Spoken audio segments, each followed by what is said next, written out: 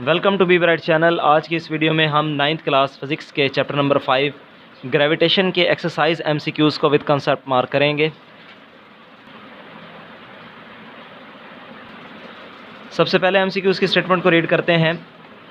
Earth's gravitational force of attraction vanishes at. अब यहाँ पर स्टेटमेंट के मुताबिक वो ये कहता है कि जो अर्थ की ग्रेविटेशनल फोर्स ऑफ अट्रैक्शन है वो कितने डिस्टेंस के बाद, वैनिशेस का मतलब होता है ख़त्म हो जाना या ज़ाइल हो जाना, तो वो कितने जो है वो डिस्टेंस के बाद वो जो फोर्स ऑफ अट्रैक्शन है वो ख़त्म हो जाएगी। अब लेट्स सपोज कि ये हमारे पास अर्थ है, तो इसके एक ख़ास फील्ड के अराउंड जो है एक ख़ास डिस्टेंस तक जो है वो ग्रेविटेशनल फोर्स ऑफ अट्रैक्शन जो है वो पाई जाती है, लेकिन इसका हम अंदाज़ा ऐसे नहीं कर सकते ये कितने डिस्टेंस तक जो है वो जाकर ख़त्म होगी। तो इसके लिए हम इस तरह से कह सकते हैं कि वो एक लामहदूद फासले पर होगी, या हम इसको इस तरह से कह सकते हैं कि वो इन्फिनिटी डिस्टेंस के ऊपर वाक़ होगी। तो इसका जो राइट आंसर हमारे पास बनेगा वो ऑप्शन बी होगा, जिसको आप मार्क करेंगे। उसके बाद सेकंड एमसीक्यूज़ हमारे पास है, value of g increases with the. अब यहाँ पर वो कहता है कि जो वैल्यू ऑफ जी हमारे पास है, ग्रेविटेशन एक्सेलरेशन की जो वैल्यू है वो किसके लिहाज से इंक्रीज़ करती है। अब अपने एक चीज़ ध्यान में रखनी है, जो हमारे पास वैल्यू ऑफ जी है ये डिस्टेंस के इन्वर्सली प्रोपोर्शनल होती है। डिस्टेंस को अगर हम आर से रिप्रेजेंट करें तो ये डिस्टेंस के स्क्वायर के यानी इन्वर्सली प्रोपोर्शनल होती है, यानी जैसे जैसे डिस्टेंस हमारे पास बढ़ता जाएगा तो जी की वैल्यू जो है वो हमारे पास कम होती जाएगी। तो इस लिहाज से हम इसको इस तरह से देख सकते हैं, यानी जैसे कि ये पिछली एग्जांपल में हमने इस डायग्राम को कंसिडर किया था। तो यहाँ पर जैसे जैसे हम अर्थ से दूर जाते जाएंगे तो जो वैल्यू ऑफ जी है वो हमारे पास जितना इनके दरमियान हाइट ज़्यादा होगी ऑब्जेक्ट के दरमियान, और लेट्स सपोज कि वो ऑब्जेक्ट फ़र्ज़ किया हमारे पास यहाँ पर है, तो वैल्यू ऑफ जी जो है वो उतनी ही कम होती जाएगी। तो ऑप्शन ए हमारे पास है increase in mass of the body. Option B हमारे पास है इंक्रीज़ इन एल्टीट्यूड। एल्टीट्यूड भी हाइट को ही कहा जाता है। और ऑप्शन सी हमारे पास है डिक्रीज़ इन एल्टीट्यूड, यानी एल्टीट्यूड के अंदर कमी अगर हो। और ऑप्शन डी हमारे पास है नन ऑफ़ द अबव। अब जैसे कि स्टेटमेंट में हमें बताया गया था कि जी की वैल्यू जो है वो किस तरह से इंक्रीज़ होती है, तो इंक्रीज़ तभी ही होगी जब हमारे पास डिस्टेंस जो है वो हमारे पास कम होगा, यानी ज़मीन की सतह के जितना हम नज़दीक जाएंगे उतना ही जो है वो जी की वैल्यू ज़्यादा होगी। तो इस लिहाज से हम ये कह सकते हैं कि जी की वैल्यू जो है वो तब ज़्यादा होगी जब हमारे पास जो डिस्टेंस है वो कम होगा, या हम ये कह सकते हैं एल्टीट्यूड के कम होने से हमारे पास जी की वैल्यू जो है वो बढ़ जाएगी। तो ऑप्शन सी को आप मार्क करेंगे, जो कि इसका राइट आंसर होगा।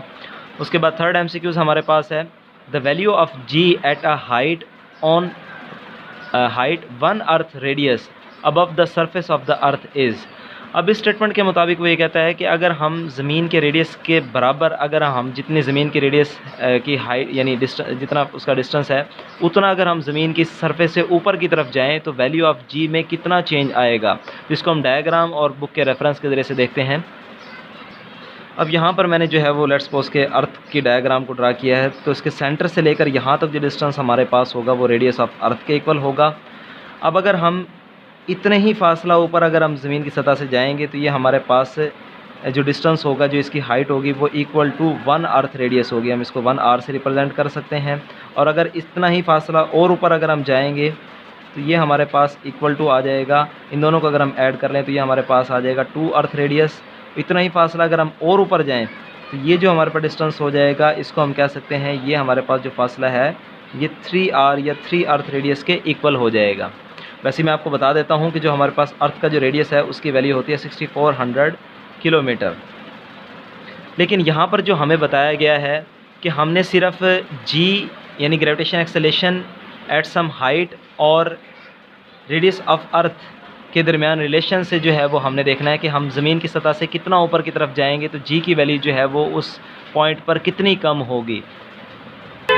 इसके लिए ये हमारे पास बुक पेज 111 हमारे पास है। यहाँ पर ये इस पैराग्राफ के अंदर ये सारी जो बातें हैं वो कंसेप्ट इसके अंदर मौजूद है।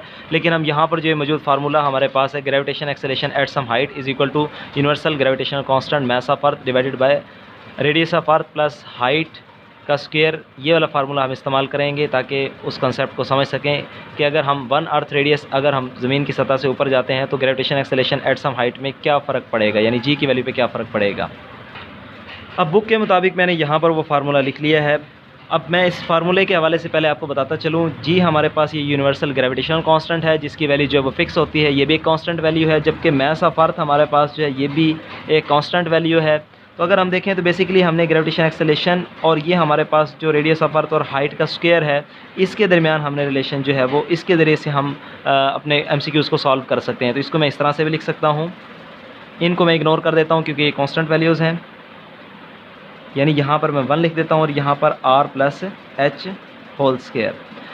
अब मैं आपके लिए आसान कर देता हूँ कि अगर हम लेट कर लेते हैं कि रेडियस ऑफ अर्थ की वैल्यू हमारे पास अगर फ़र्ज़ किया 1 है, तो 1 अर्थ रेडियस अगर हम ऊपर जाते हैं, जो हमारे पास h की वैल्यू है वो भी कितनी होगी, अगर ये रेडियस ऑफ अर्थ की वैल्यू हमारे पास 1 है तो ये h की वैल्यू भी हमारे पास 1 ही होगी, हम इसको भी 1 ही कंसिडर करेंगे फिर, क्योंकि रेडियस ऑफ अर्थ हमारे पास अगर फ़र्ज़ किया 1 है तो हाइट की वैल्यू भी 1 होगी। तो यहाँ पर हमें जस्ट क्या करना होगा, 1 + 1² हम कर देंगे। तो इस लिहाज से अगर हम देखें तो जो हमारे पास वैल्यू बनेगी वो gravitation acceleration at some height के लिहाज से, जो अगर 1 अर्थ रेडियस अगर हम ऊपर जाते हैं तो वो हमारे पास बनेगी, यहाँ 1 + 1 हमारे पास 2 हो जाएगा, इसको मैं आगे फर्दर लिख देता हूँ, ये 2 का स्क्वायर हो जाएगा तो वो हमारे पास बनेगा 1/4। तो इसलिए हम ये कह सकते हैं कि अगर हम 1 अर्थ रेडियस ऊपर जाते हैं तो हमारी जो जी की वैल्यू है उसके अंदर जो है वो 1/4 टाइम्स जो है वो क्या हो जाएगी, डिक्रीज़ हो जाएगी। अब इसी तरह से MCQs में जो है वो थोड़ा सा चेंज भी लाया जा सकता है, स्टेटमेंट में अगर थोड़ा सा चेंज हो, अगर वो ये कहे कि 1 अर्थ रेडियस की बजाय वो 2 अर्थ रेडियस जो है वो ऊपर कोई ऑब्जेक्ट जो है वो ले जाया गया है, तो यहाँ पर फिर आप क्या करेंगे, इसी फार्मूला के अंदर यहाँ पर रेडियस ऑफ अर्थ की वैल्यू 1 रखेंगे आप, और यहाँ पर h की जगह आप क्या कर देंगे, 2 कर देंगे। तो फिर 1 + 2 अगर हम करेंगे तो वो 3 हो जाएगा, 3 का स्क्वायर कितना होगा, 9। तो फिर हमारे पास उस केस में वैल्यू आ जाएगी 1/9। तो इसी तरह से आप जो है अगर जितना डिस्टेंस वो कहता जाएगा इसमें आप वैल्यूज़ पुट करते जाएंगे और इस तरह से आप उसकी वैल्यूज़ जो है वो कैलकुलेट कर लेंगे। जबकि जो हमें MCQs के अंदर जो स्टेटमेंट गिवन थी उसके लिहाज से, जैसे मैंने आपको बताया कि 1 अर्थ रेडियस हम ऊपर गए हैं तो वैल्यू ऑफ जी के अंदर जो चेंज आया है वो कितना आया होगा, 1/4 टाइम्स जो है वो उसकी वैल्यू के अंदर कमी आई होगी। तो इस लिहाज से हम ऑप्शन डी को जो है वो मार्क करेंगे, जो कि इसका राइट आंसर होगा। उसके बाद 4th MCQs हमारे पास है, the value of g on the moon surface on moon surface is 1.6 मीटर/सेकंड²। अब यहाँ पर वो ये कहता है कि मून के सरफेस के ऊपर जो ग्रेविटेशन एक्सेलेरेशन की जो वैल्यू हमारे पास है वो 1.6 मीटर/सेकंड² है। What will be the weight of 100 kg body on the surface of the moon. अब यहाँ पर वो कहता है कि मून के सरफेस के ऊपर हमारे पास 1.6 मीटर/सेकंड² का एक्सेलेरेशन है, जबकि एक ऑब्जेक्ट जिसका हमारे पास मास गिवन है 100 kg, उसका मून की सतह के ऊपर या मून की सरफेस के ऊपर कितना वेट होगा, तो वो हमने फाइंड आउट करना है। इसका सोल्यूशन मैं आपको करके दिखा देता हूँ। अब स्टेटमेंट के मुताबिक मैंने जो है वो यहाँ पर वैल्यूज़ लिख ली हैं। ग्रेविटेशन एक्सेलेरेशन ऑन मून, ये m इसलिए लगाया गया है क्योंकि ये ग्रेविटेशन एक्सेलेरेशन मून को रिप्रेजेंट कर रहा है। तो इसकी जो वैल्यू हमारे पास 1.6 मीटर/सेकंड² है, जबकि मास जो हमें बताया गया है एक ऑब्जेक्ट का वो है 100 kg। हमें ये मालूम है कि W = mg होता है। अगर हमें वेट फाइंड आउट करना है तो वेट और मास के दरमियान जो रिलेशन हमारे पास है वो इस इक्वेशन के ज़रिए से हमारे पास आता है। तो W = mg। अब ये g के साथ भी छोटा m जो सबस्क्रिप्ट के तौर पर हमने यहाँ पर लिया वो इसलिए लिया है, ये इस चीज़ को रिप्रेजेंट कर रहा है कि ग्रेविटेशन एक्सेलेरेशन ऑन मून हमारे पास है। तो मास की जगह हमने मास की वैल्यू जो है वो पुट कर दी, जबकि g की जो वैल्यू हम यहाँ पर लेंगे वो 1.6 लेंगे। जब इसके साथ मल्टीप्लाई करेंगे तो हमारे पास जो आंसर आएगा वो 160 न्यूटन आएगा। तो हम ये कह सकते हैं जो उसको उस बॉडी का वेट जो है वो मून की सरफेस के ऊपर 160 न्यूटन होगा। तो इस लिहाज से आप जो राइट आंसर जो मार्क करेंगे वो ऑप्शन बी होगा, इसको आप मार्क करेंगे। नेक्स्ट हमारे पास 5th MCQs है, the altitude of a geostationary orbit in which communication satellites are launched above the surface of the earth is। यहाँ पर वो ये कहता है कि जो जियो स्टेशनरी ऑर्बिट के अंदर हम कम्युनिकेशन सैटेलाइट्स को लॉन्च करते हैं उनकी हाइट कितनी रखी जाती है। तो ये ब्लॉक के अंदर से MCQs बनाया गया है, तो रेफरेंस के तौर पर मैं आपको दिखा देता हूँ।